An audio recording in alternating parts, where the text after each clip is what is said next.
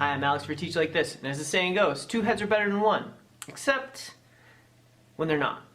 People everywhere know the benefits of group work. Coming together, collaborating, being creative together, brainstorming, these are all awesome things that end up with great products. At the same time, I'm sure every teacher has an example where they tried to implement a group work activity and it totally failed. Therefore, group work on its own isn't enough to get to those great levels of awesome products. In order to have productive group work, it's important to have the right circumstances in place for the group work to go well. As a student, I felt like there was three kinds of people in every group that I was in. The first group was the hard workers.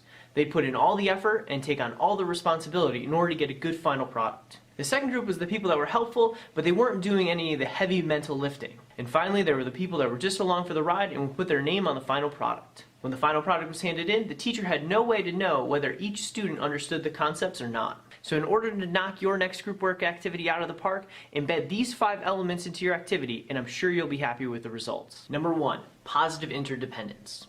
The group work activity needs to be designed so that every member is important. This activity can't be completed without contributions from every single member. By embedding this element, it says to each student that they are important and they need to contribute. You can do this by developing roles in which you assign or allow students to pick for themselves, or you can do this by dividing up resources unevenly. Each student will have their own piece of information that they need to learn. The second element to high-quality group work is face-to-face interaction. It's important to note that face-to-face interaction doesn't mean time to divide up the work separately and then each have a piece of the project to do. That is not what we're going for. What we're going for with face-to-face interaction is students collaborating and exchanging ideas. One way to ensure quality face-to-face interaction is by making every student accountable for every question. So when the groups tell out later, a teacher can ask any student any question and they need to be able to give the answer.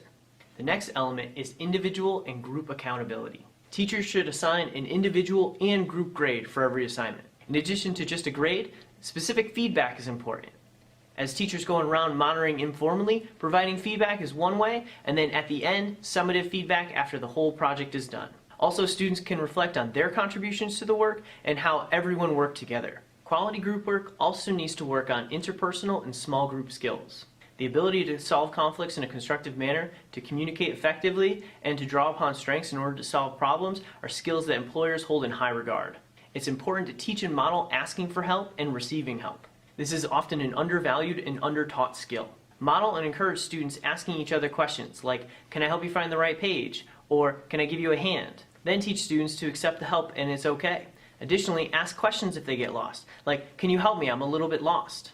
Teaching these skills will pay dividends throughout the year and throughout the students' lives. The final step of quality group work is group processing. Students need to know how to evaluate their group work. This step is often overlooked or rushed through in order to move on to the next topic. However, it's vital to successful group work in the future.